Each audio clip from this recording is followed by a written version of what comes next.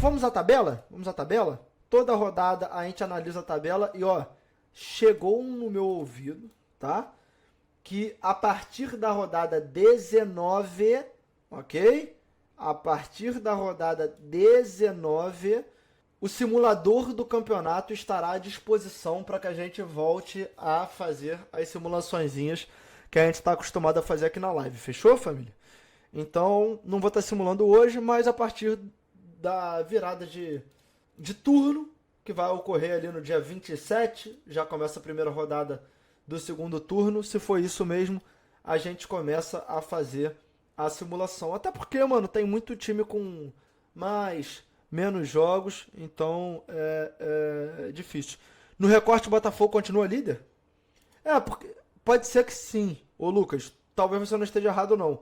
Porque quando eu vi a notícia, o Botafogo ainda não tinha entrado em campo contra o Palmeiras. Então, como o Botafogo entrou em campo contra o Palmeiras e ganhou, talvez ele tenha passado o Vasco no recorte, entendeu? Os dois têm 4 vitórias, um empate. Não, são nos últimos 7 jogos. O Vasco tem 5 vitórias, um empate e uma derrota. Aí tem que ver os jogos do Botafogo. Ó, o Botafogo tem 1, 2, 3, 4. Aí aqui o empate. É bom que o empate foi com o mesmo, né? Aí vitória e derrota. Empatado em pontos. Nos últimos 7 jogos, Vasco e Botafogo fizeram a mesma campanha. Em 7 jogos, 5 vitórias, um empate e uma derrota. Aí não sei, saldo de gols, tal, essas paradas tem que ver, tá? Mas vamos lá, a tabela neste momento está com Botafogo, líder do campeonato, agora isolado depois de ter vencido o Palmeiras no confronto direto dentro de casa. Palmeiras, Flamengo com um jogo a menos, o Flamengo não jogou nessa rodada, vai ter o confronto contra o Internacional no Beira-Rio. Então o Flamengo tem um jogo a menos aqui, mas também mesmo se vencer não passa o Botafogo, pode no máximo passar o Palmeiras e ir para a segunda colocação. E São Paulo, que mano, tá começando a engatar aí dos últimos 5 jogos, venceu 4, já tá com 30 pontos e já ocupa a 4ª posição. Em quinto lugar o Bahia, que perdeu um jogo que não esperávamos que fosse perder, mas ainda assim está ali na 5ª posição, 30 pontos, está no bolo, não tem jeito. E o Cruzeiro fechando ali a zona da pré-Libertadores com 29, também com um jogo a menos. O Cruzeiro tem um jogo a menos, não sei contra quem, mas, enfim, o asterisco tem que ser colocado aqui. Fortaleza, com a mesma pontuação do Cruzeiro, com a mesma quantidade de jogos, também tem um jogo a menos no campeonato. E o Atlético Paranaense vem logo em sequência com 25, também com 16 jogos. Então, nesse momento, por tudo que aconteceu até agora, o campeonato ainda está bem desnivelado em relação ao número de jogos. Eles vão tentando ali igualar e a gente já não está mais naquele momento do campeonato que tá todo mundo muito colado, sei lá o quê. Pô, uma vitória tu já pula 6 posições, Não, os times já estão começando a definir pelo que vão brigar, mas ainda assim, porra, é chato você ver a tabela, um tem 15 jogos, outro tem 17, outro tem 16, é chato, mas enfim, essas coisas tendem a se acertar. E aí, mano, sim, senhoras e senhores, Vasco da Gama subindo mais 2 posições na 9ª colocação, na parte de cima da tabela, com 23 pontos no campeonato, vencendo 4 das últimas 5 partidas e virando a chave. E ainda tem aí a contratação do Coutinho aí, que dizem as más línguas que já vai jogar a próxima partida. Em 10º lugar, fechando a primeira parte da tabela, o Bragantino, com um jogo a menos, acompanhado pelo Atlético Mineiro, também com um jogo a menos. Só que aí entra um grande caso desse campeonato.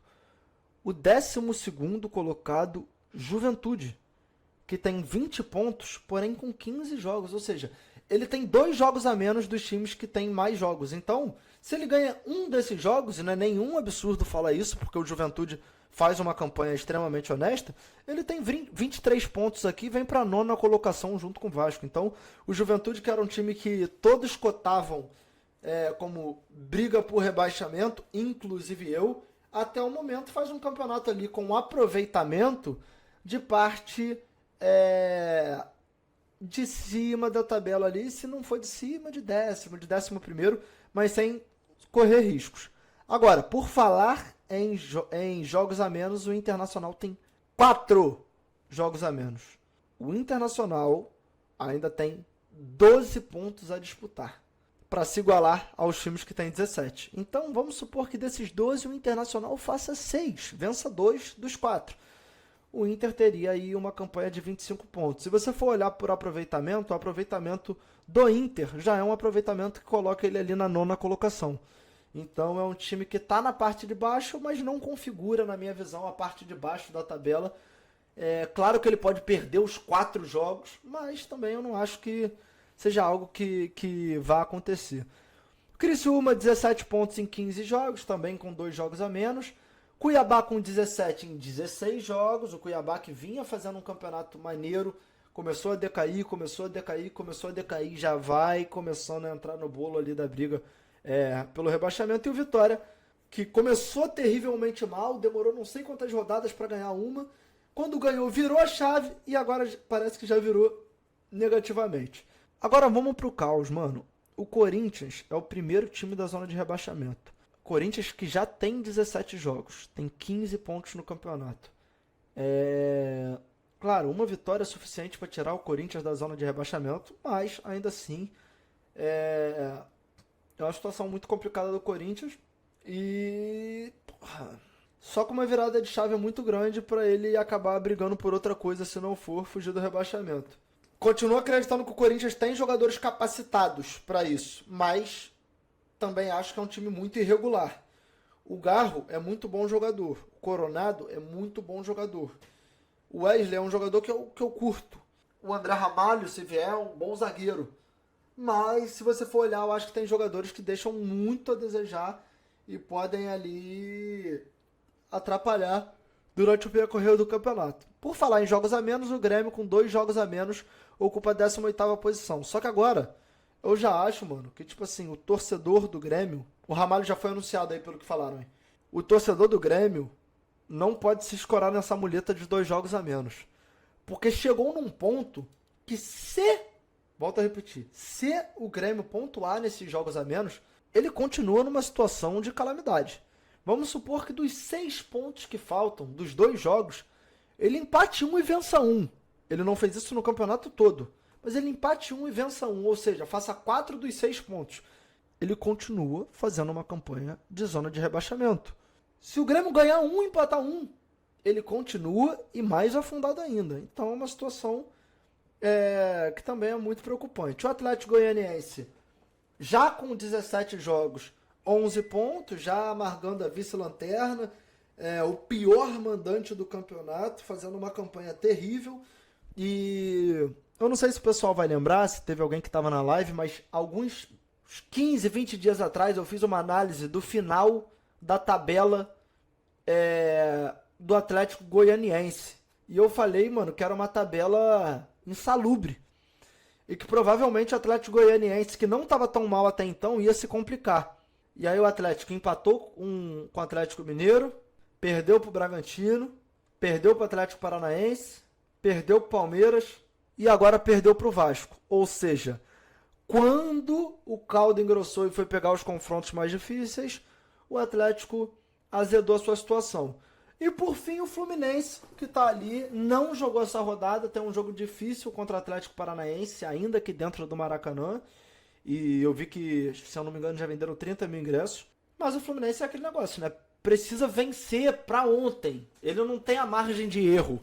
Ele não pode errar um chute no gol. O Fluminense tem 8 pontos. Claro, né, que a gente, baseado nos cálculos estatísticos que eu trouxe aqui na live, a rapaziada lá no canal do Gabriel Amaral, do Sentimento Tricolor, indique que com 42, 43 pontos você já consiga escapar.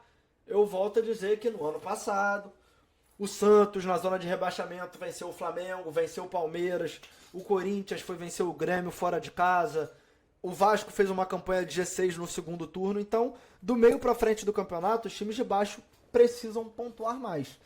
Então, mano, o Fluminense tem 22 jogos por jogar, 66 pontos para disputar.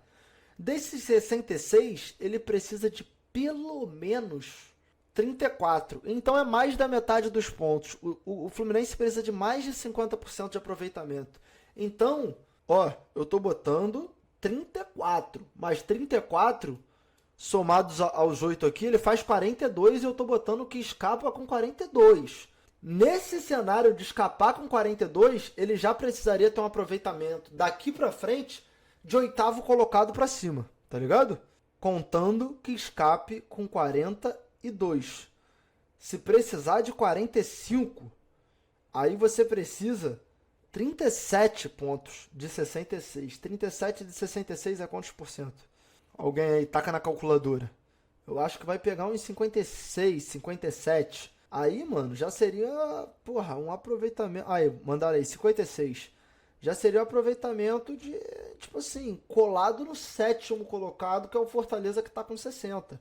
O Bahia, o São Paulo estão com 58 de aproveitamento e estão, tipo, na quarta e quinta colocação. Então, mano, é muito complicado, entendeu? É muito complicado.